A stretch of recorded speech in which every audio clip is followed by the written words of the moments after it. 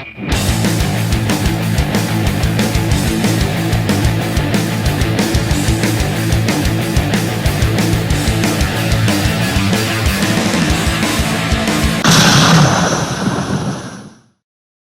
this is Jeff Cottrell with the Rock and Roll Sideshow. Today we have Salems Lott, and we're speaking to Monroe Black and Jet Black.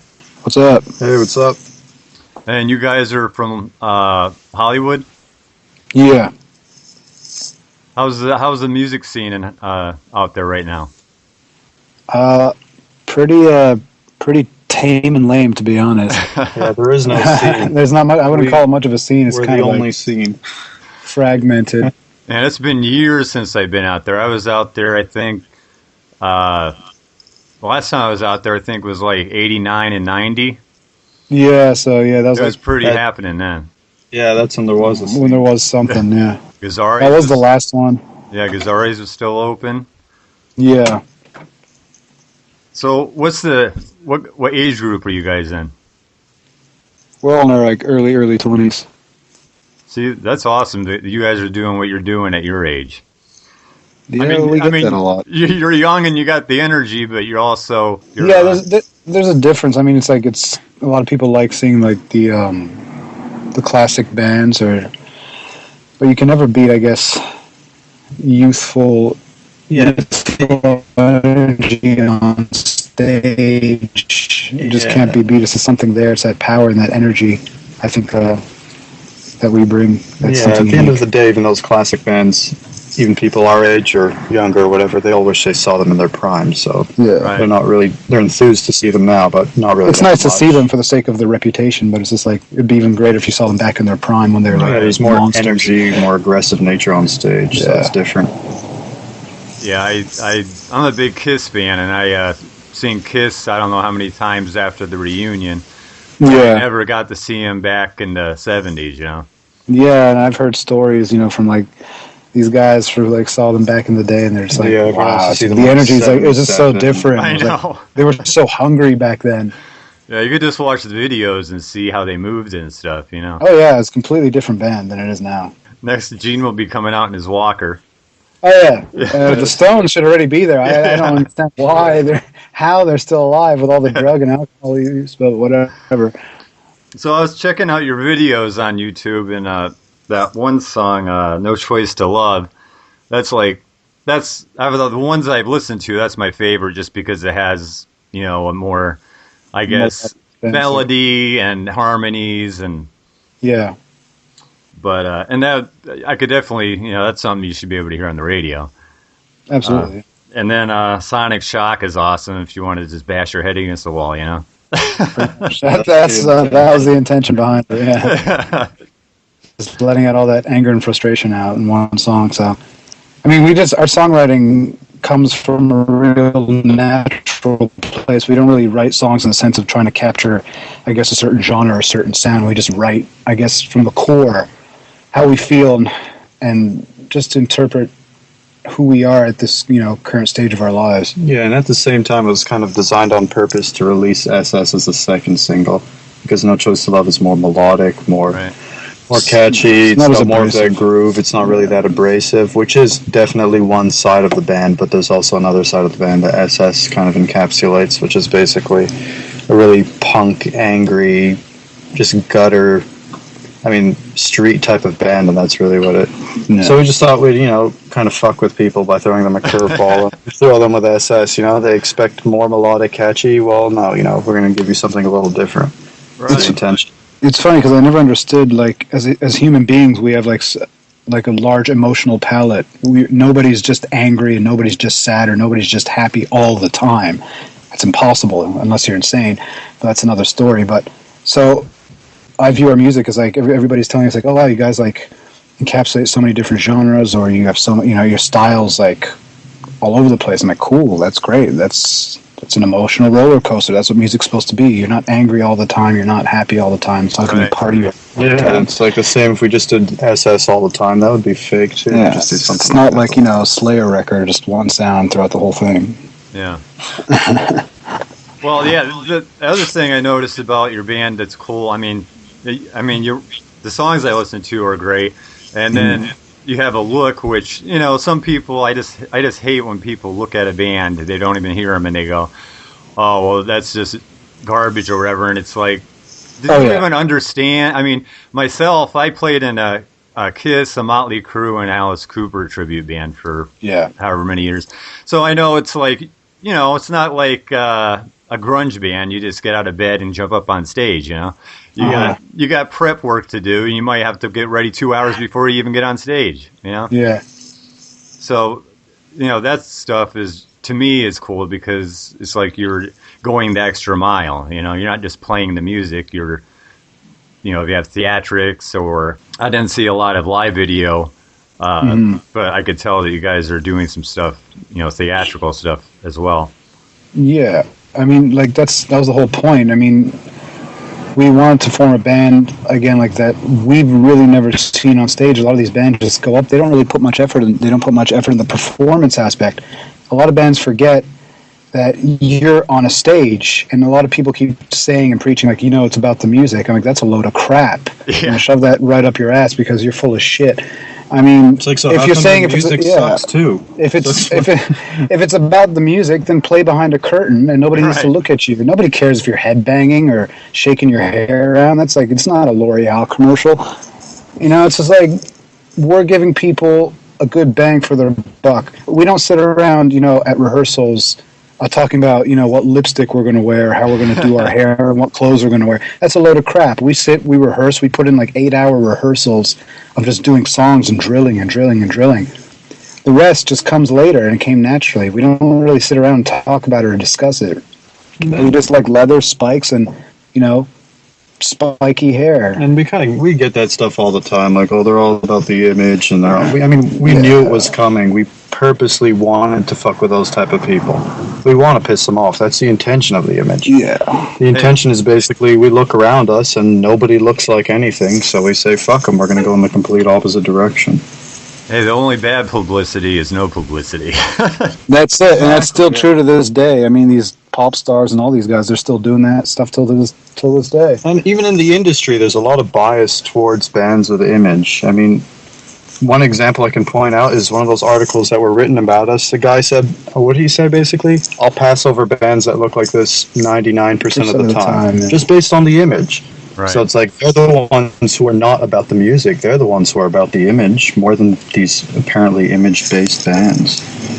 So if you're not, if you're doing a show, then, people want to hear the music, but if they don't have anything to look at or something, it's like, I might as well just sit home and listen to a CD, There's live albums. I mean, it's right in this day and age, a lot of people, there's no point in going out. It's like, they don't really care to go out anymore. So it's like, you got to really, I'm not saying every band has to look like us and starts putting on a whole theatrical show by any means. I mean, I like kind of we enjoy being the lone wolf, but I'm just saying, like, there's a void that needs to be filled. Yeah. Everybody's really playing it safe. Like, they're getting as safe as possible. And they're getting a minimal response. I don't see any band exploding onto the scene like Van Halen did, or Kiss, or any of those, or Crew, or Metallica. Like, nobody's really exploding onto the scene because I think nobody's really taking a chance.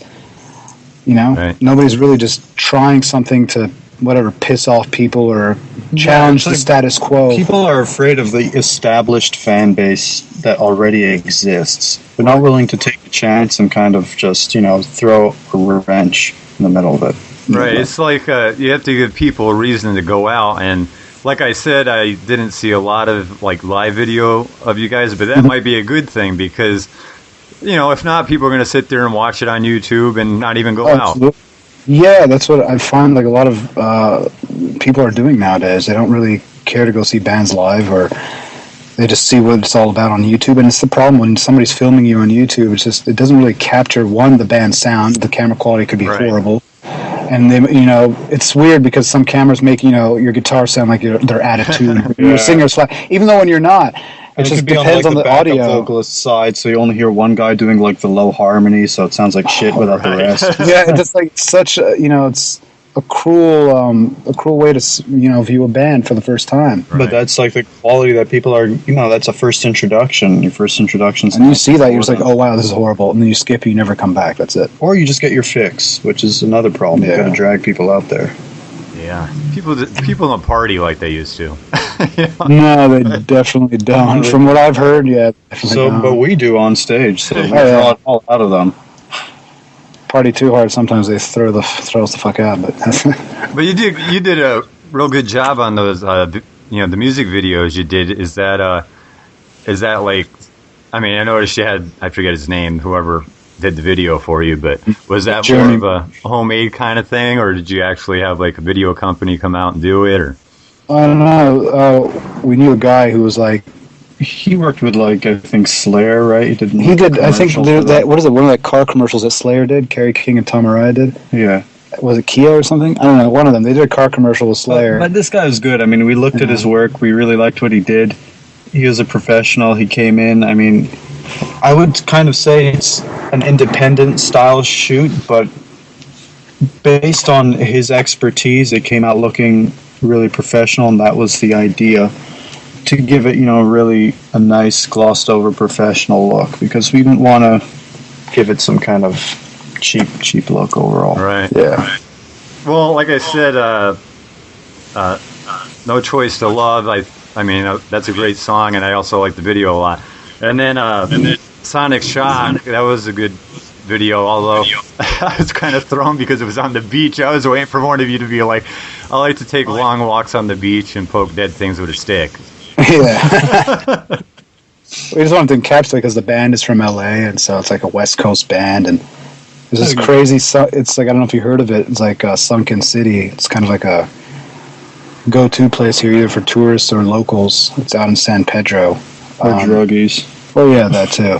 But it's like this cool city that like sunk into the ocean in the 1920s, I think, because of an earthquake or something, and it's just like remnants left of buildings and toppled over places. So it really looked pretty badass. Yeah, so, it just reminded us of like the Lost Boys and like Point Break. Had that nice. Yeah, it had that nice feel to it. I was also gonna say, you guys, Monroe, your vocals are just like one of my. It's like somewhere along the lines of Blackie Lawless or Tom Kiefer, or has that rough sound to it. Yeah, which is great. I just love when somebody can actually sing like that. I always wanted to sing like that. I can't do it. Just practice. I wasn't able to sing like that either because I don't know if many people know this. I've had no intention of becoming the lead singer whatsoever. I'm a guitar player first and foremost, and so the lead singer thing kind of just fell on my lap because of there was nobody. So yeah, I basically never wanted to become a vocalist, but we couldn't find anybody to fill that void, so I was like, screw it, I guess I'll do it. And that's the end of that, pretty much. It's ironic, because that's kind of like the same case with Blackie and Tom Kiefer, too. Yeah, it seems like nobody ever wants to become the vocalist. They're just kind of like pushed onto it, but... And then there's the good thing they did.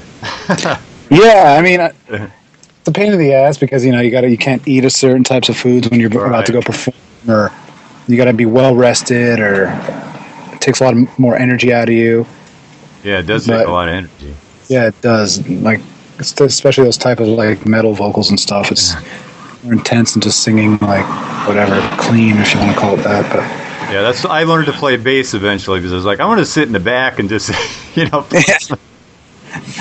Bass is a rad instrument, though. It's pretty cool. I mean, it doesn't get its due. If it's used right, it can really make a song. Oh yeah.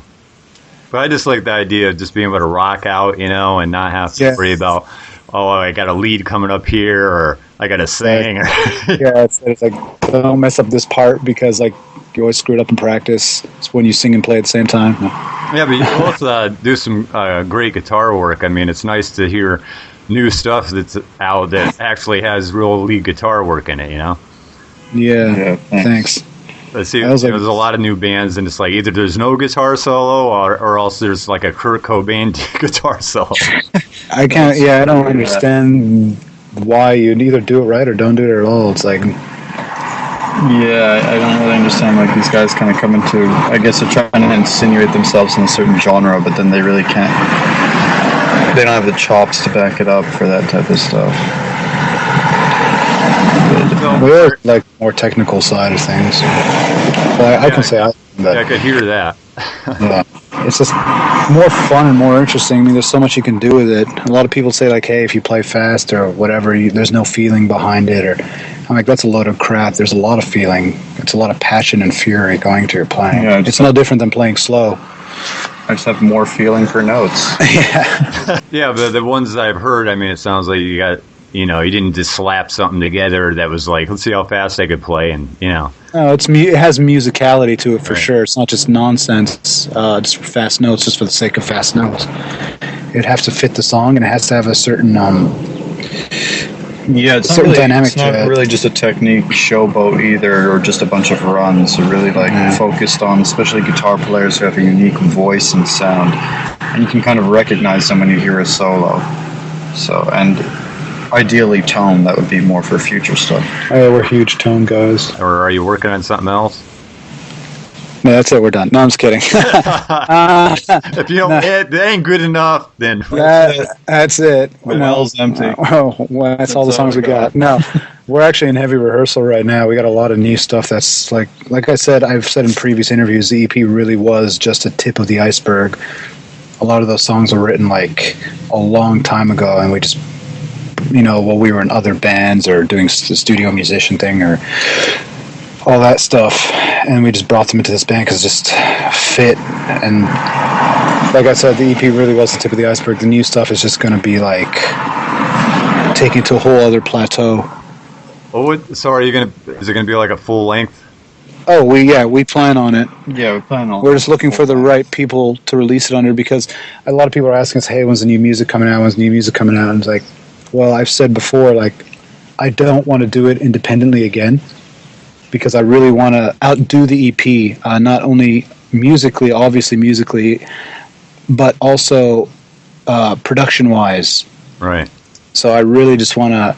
I thought the EP lacked a little bit on the production side, because it's an independent release, and you got to deal with financials and all that stuff. But I really want the full length to represent the power and intensity of this band live, and the explosiveness of the songs that I felt were kind of robbed on some of the songs on the EP.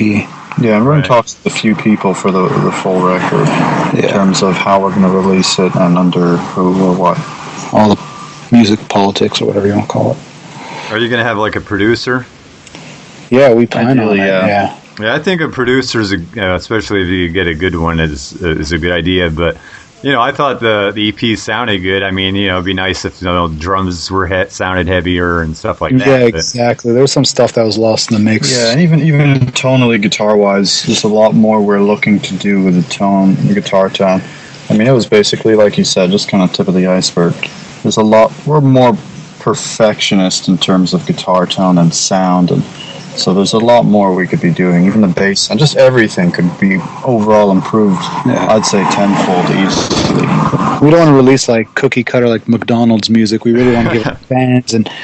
Yeah, and we don't like that production that sounds very computerized and fake either. Right. A lot of bands for that production where you can tell it's like, okay, the drums are completely sampled, the guitar tone, well, here we go with our tones, scoop the mids and sound like shit, and there you go. Like, that's not what we're going for. So, have you been talking to like any labels or?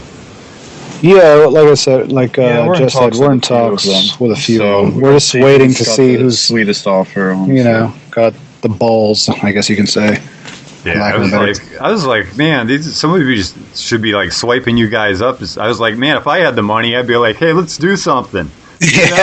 What the hell? I mean, people can sit back and go, oh, yeah, they're just doing stuff that's been done before or whatever. And it's like, yeah, but the thing is, that shit that's been done before really worked. Yeah, and you know what? It's also like some people see it like they're just looking at an image. They see like leather pants, makeup, and spiky hair, and like, oh yeah, well it's that again. It's like not really. I mean, they try to slap the whole nostalgia marker on us, and I can't stand that. I find that as like a backhanded compliment, if anything. Yeah, I mean, I don't view it as just like, okay, they're just doing what's been done before. I mean, easily you could say that about Motley Crue. Okay, they're just doing what Kiss did before them. You know what I mean? Right. So when people say that, I just say, well, that's kind of a very tired and depressing way of looking at music. You can't really look at it. Can't really look at it that way. I mean, everyone takes something, they put a little spin on it, they throw a new twist, and they update it, and that becomes something new. I mean, I can arguably say the same thing about, Alice Cooper. What Kiss did was like Alice Cooper. What Motley Crue was basically doing was like Kiss. I mean, you could look at it that way, but that's not a good way of looking at it. It stops new things from being produced. Yeah, it was never our intention going, playing in this band or starting this band to bring back anything. Yeah, I saw one of the comments on one of your YouTube videos. So it's like Motley Crue on steroids or something like that. Yeah, I mean that's cool. That's a fair assessment. Yeah, because at least it's Motley Crue with steroids. It's not just Motley Crue. But it's cool, I mean, like you said, some people just look at an image or something and then pass it off. But and there's bands out there that have an image that their music sucks. but there's a lot more without an image that their music sucks even more. Right. Same could be said for them. It goes both ways. It's relative. So I just hope you guys keep doing what what you're doing, and hopefully I'm saying you get success, and no one comes along and says, well, I'll do this for you and that, but you got to change this and that, and then we're well aware of that. There's a lot of those people that are, telling us right now. Yeah, we get that a lot. We get that a lot. It's like, hey, it's too much, or you should do this, or choose a genre, or yada, yada, yada, all this crap. And we're just like, no, man, we didn't get into this because, hey, we're trying to get rich, Right. Maybe we'll just all get haircuts and grow beards and look like homeless people and get some side sweat bangs and be emo and I don't know, whatever's in right now for bands, and start playing indie music and sound like a bunch of limp dick fruitcakes. But yeah, but you guys look like I mean, I've seen that what was it, the whiskey show. I mean, you guys are just a fun band to see live. It's like it gives people a reason to go out. So it's like, why would you want to just go and see somebody that looks like you? Yeah, it's something like you want to look up to the, it's something more than human, it's something, I guess, ethereal. No, sometimes, not to sound arrogant, but sometimes we play these shows and I see these other bands who are opening and stuff, and I don't realize they're in another band. Like, I ask them, can you help me out with the mic or something here? And it turns out they're in the other band. I'm like, oh shit, I thought the dude was a roadie, or I thought he was like working at the venue. I didn't know. Yeah. Dude, could I get a beer or something? Yeah. You don't know. It's like pure ignorance. Like, dude, I'm sorry, I didn't mean that. It's like the dude's just in like a black shirt and like black jeans. He looks like he's gonna go perform at a theater group or something, an improv class. I don't know what it is, but it just looks like anyone. I'm like, I didn't know. So you guys opened up for Loudness on that whiskey show?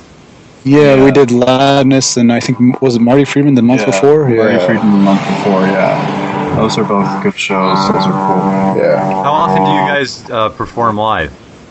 Well, as often as we try, as we can, but it's like, it's weird because there's a lot of, I guess, animosity to what we do. There's certain people that don't want us to open for them. For whatever reason, and there's certain venues that don't want us to play at their venue again for whatever reason. I mean, they're afraid like we're gonna, I don't know, destroy the place basically. Or and then what bands, they think we represent, bands that don't want us to open for them or play with them. Well, I guess they're afraid of the competition because they're going to be staring at the floor and not moving, and we're going to do our thing and probably put them to shame. I guess that's the fear is. I mean, if you weren't afraid of it, if we're so ridiculous, then you would love to have us open for you because it'd make you look better by comparison. All right. Well, that's the.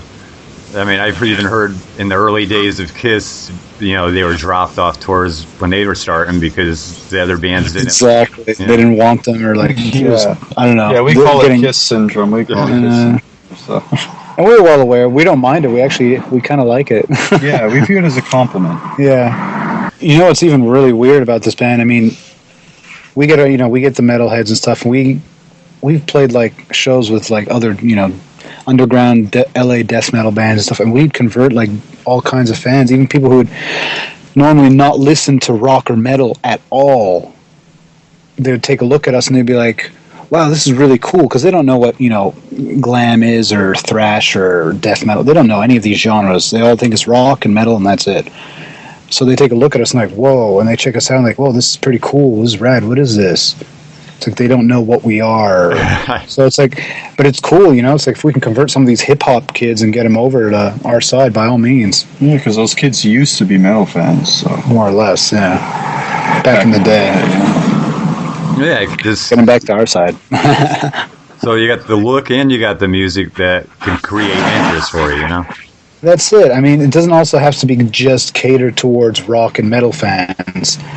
I think it would work great even to people who are completely oblivious to, what the hell glam or rock or metal is. They just look at you like, what is that? Yeah, it's new to them, Yeah, because these people are kind of being spoon-fed a certain type of music, and they don't really know, as you said, rock and metal is completely new to them. So they have the potential to really enjoy it. It's not just like they only like rap or EDM. They could really enjoy it. The problem is they're just spoon-fed the same type of music. They just see it and hear it. Yeah. By the way, everyone that's listening, Monroe and Jed are hitchhiking right now, and they're talking to me on their phone. Exactly. Yeah. So you are working on a full-length release. Yeah. I don't know what to say. Album, CD. Now people are just putting MP3s out. It's yeah. No, we like to do it like full length and do it right. So, what's your guys' influences? I mean, musically. It varies. I mean, we got guys in the band who listen to like the most extreme forms of metal to pretty much like old school like pop and country. It's like we're kind of all over the place, but we love bands like I really like Rat and Racer X and stuff. We're talking like hard rock, heavy metal. Yeah, we like Accept and Alice Cooper and some unknown bands that people wouldn't know. That were just really good genre, like Ion. I don't know if people know Icon too, but we really like the early stuff from them. Yeah, there was some really good stuff that never saw the light of day even back then. That was like kind of like a shame that they never made it. Right. One of those. Yeah, we wear our influences on our sleeves, so we're not trying to hide anything. Your drummer is Tony and your bass player is Kay? Yeah. So how long have you been together as a band? 2 years now. Do you have like an interesting story of how you guys formed, or is it just pretty much straightforward? There's some bums I saw on the side of the street that happened to look cool. No, I found Kay, I came here doing the whole studio musician thing, and then I found Kay through a friend who knew a guy who played at the Musicians Institute. And so I was looking for a really killer bass player, not some guy who just hits, thumping notes, and who knew, good understanding of music theory, and we can talk and jam and improvise, and not somebody who doesn't know, the notes on their own fretboard. Really add kind of we call it third dimensional bass, or it's actually like an instrument that matters. That accentuates the song, not just like thumping along to like the drums or like what the guitar's doing note-wise. So he got recommended. I met with him. His hair was down to his ass. I was like, holy shit, this is amazing. Like, dude. And then we jammed like, this hope you can play. And the guy can play. He's a beast. He's an MI grad. And we're like, fuck it.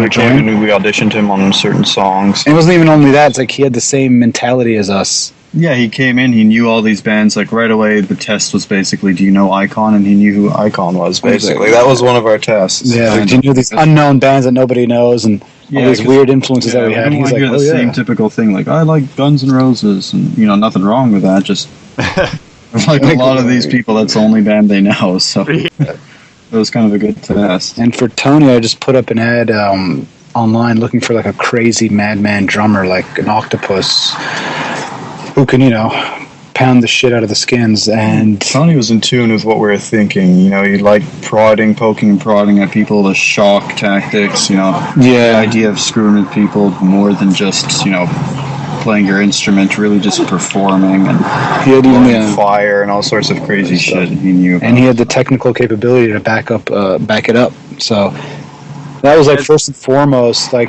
one, like, are you on the same page as us? This is what we're all about. And two, can you play your instrument and do you know what the hell you're doing on it? Because I auditioned some guys and it Yeah, I don't even know why. Like, it's just odd. They couldn't even, They jam in the one beat. They couldn't one hyper rock. jam in the key of E or something, or that one beat. They had no versatility in their playing, or they didn't know what they were doing on their instruments. So it's just like, this wouldn't work out. And they bring in the Steven Adler kit each time, so it didn't work. It's like, we need a metal kit, dude. What the hell is this? Yeah, Tony has some good, drumming in there. You could, like I said, it would be awesome if, his drum sound was heavier. Yeah, absolutely. Yeah, that's what we'll strive for the full length. So, how did you two meet? I mean, are you brothers? Your both last name is Black. We knew each other for quite some time. Yeah. Well, you want to take this one? We jammed in a separate band before, so I mean, we both kind of had this whole idea for a long time. I mean, the intention, the whole brainchild of the whole band was to kind of came from both of us, and Kay and Tony were on the exact same page, so it helped. But we've always had this idea of basically we want to combine really out there image with crazy theatrics, technicality on the instruments, and good catchy songs. You don't just want to put in a crazy tech fest without any kind of songs. Yeah, it has to be the music to back it up. We don't want to really be too super prog. You still want to hear good, solid song hooks. That was kind of the idea. So we were both on the same page, and we knew each other for quite some time. Played in a few other bands with each other. Yeah. Your website is what is it? Yeah, it's salemslott.com. That's it. Salem's Lott with 2 T's. Yeah, 2 T's. 2 T's, okay. And then you have a Facebook page. Yeah, it's facebook.com / Salems Lott Band. Yeah. And I think it's the same for Instagram, Salems Lott Band, and Twitter, Salems Lott Band. And you can just Google us too. You'll find us. It's all there. What areas do you guys usually play in? Mostly in and around the Hollywood area, right? Yeah. Sometimes close to downtown LA, different areas like that. Yeah. But yeah, mostly it's in and around Hollywood. That's kind of our bread and butter. We're also doing Rocklahoma this summer, so that's going to be pretty rad. So we're stepping out. Yeah, that would be cool. Yeah. But yeah, that'd be nice to get that new, music out, and then hopefully you get hooked up with somebody that can maybe get you, stretch your boundaries out, maybe play some more areas, but hopefully, smart places for you to play, Yeah, we'd love, a lot of people we'd love to go on tour, and people are like, hey, when are you going to come to the East Coast, or when are you going to come here, and to Europe, and Australia, and I'm just like, oh my God, it's like, we have fans in Australia, and it's like, and it's just like Bulgaria. I'm like, yeah, I'm going to. One guy, I think he said Serbia. One guy said Serbia. I was like, sure. Is that somewhere near Russia? No. Yeah. But yeah, it's just like, we'd love to go on tour and play every day. We don't care. That's our bread and butter, and that's what we want to do. Just it comes down to funding and finances, to be honest. Right. When you're in a lot of independent bands, I don't want to be like, the Debbie Downer or whatever, but that's what it comes down to. You don't want to go on tour and come back, find out you can't pay your rent, or, Yeah, we're not like you're in these other bands. minus. I mean, we're not living at home with our parents and stuff like that. That's not what we're doing, So, right. We're doing it on our own, completely on our own, and that's about it. So everything's, you can't just go on tour and then come back and it's like, oh great, I got nowhere to live, back in the car. Well, hey, it doesn't work. It's all about sacrifice. Yeah, that's true. I remember one of my trips to California. We were driving from Pennsylvania to California, and on the way we ran into some guys with a van, and they were going from Indiana to California. Nice. And so there was 2 separate bands traveling to California, and they ended up getting a place. It was like a 1-bedroom apartment, and it was 4 guys living in there, and they were eating peanut butter sandwiches every day. And it was like, they were toughed it out for about a year, and then they finally went home. Yeah. We only lasted about 4 months. Dang. That's pretty good. That's quite an accomplishment in itself. But yeah, it's like, we want to go on tour, but we also, and we want to, honestly, we want to go on tour and we want to do it right. It's not just bring the show. We want to bring the whole show. I don't want to go on tour and kind of give a half-ass performance because finances are holding me back. That's not what we want to do. That's not what we're about. We want to go on tour. We want to fuck up the stage. We want fire. We want explosions. We want everything going on at the same time. We don't want to give people this like half-ass show that like, I don't know. They might still find it great, but for us, we set ourselves like a very high standard. All right, you only have one chance to make a first impression. Yeah, you really do. In this day and age, with like the internet and everything, it's like absolutely, you got to make it count. Yeah, it's just rough because there's not as many. Even the older bands, it's like the tours aren't like they used to be, and now you got to get on with like a bunch of other bands or else play it. Yeah, it's like you always see these rock, Smith, Motley Crue, and Kiss all together. They're like trying to really pair them up together. It's like, please, people, come see us. It's like all these bands are giving away these package deals, like 10 bands on one bill, whereas it used to be like 3 bands and that one big band that everybody kind of wants to see. Yeah, like, that was more of a healthy kind of scene. Whereas, as you said, now it's like you go to festivals, it's like 50 bands and 6, 7, 8 stages and in it's like 10 minutes. Yeah, it's ridiculous. So do you guys have like a crazy story from like one of your shows or something that you could tell? We could now. I mean, I think I could say, well, fuck them, I don't care. They can come after me if they want. Don't say the venue name. I won't say the venue name. I won't mention any names. Because it just might in still case. be after us. But there was one venue where I brought a chicken on stage and disemboweled it, and they shut down the whole venue. Yeah, they went crazy. They kind of freaked out, and then over a chicken and... Basically, they shut down the whole venue. They kicked everyone out. They're freaking out. They're like threatening us and with all lawsuits sorts of and different stuff, legal stuff. And they kicked everyone. And then there was a bunch of bands like freaking out because they couldn't play. And we're like, sorry, man. Like, we got 30 minutes on stage. We're going to do our thing, It's like we're not going to compromise. Yeah, it's probably. But the people loved it. I mean, there was a dude there who saw like Wasp, right? Back in the day, got raw meat flung in his face back in '84. Yeah, and he was just like, that was awesome. The people loved it. There's just the problem is when you have these kind of guys in charge who just freak out over something so silly and small. And like small. Well, I'm sure they're getting stricter with all the health codes and all that kind of stuff. They really are. It's like you can't even I don't know. You have to call the fire marshal if you're going to use any pyro. It's like. Yeah, it's like I don't understand. The pyro, I kind of understand. It's an insurance thing, and it is dangerous. But it's like when you're just bringing animal parts on stage. By the way, we clean up afterwards. We're not like complete assholes and just, or at least we try to clean up anyway after we trash the stage. But it's your band. It's no different than like a bunch of guys coming up with confetti and making a mess of the place. Right. It's not that big of a deal. You got 30 minutes on stage to make an impact, and so we do what we do. I don't really see the big fuss in it. And you shouldn't maybe have a venue for bands. You should just, Yeah, I mean, one time one of the venues actually confiscated our balloons. Balloons, seriously. They stopped us at the door and they told us they had to give our balloons if we wanted to play. I was like, what are you talking about? They're just balloons. Like, that's how really PC it's gotten with these type of venues. It's pretty exactly. It's monopolized. I don't think that's a healthy way of running a business because from what we see, a lot of these venues are actually shutting down. Like the one who didn't let us use the balloons literally shut down like 2 months ago. They're gone. So it's not working for them. They got to take a chance. They got to take a risk. I understand it's a business, but a good businessman takes a risk and an investment. If they don't do that, I mean, it's going to continue down that way because I'll be the dick and I'll say that a lot of 99% of the other bands going in are boring as hell. So you got to take a risk on bands to put in that extra effort.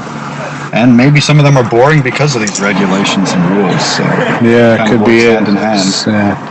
Double-edged sword. Is there a lot of pay-to-play stuff out there still? Yeah, it's around. Pretty much like at least 50% of the venues, I think, right? Yeah, more or less. It's just, I guess, the venue's insurance policy. More or less.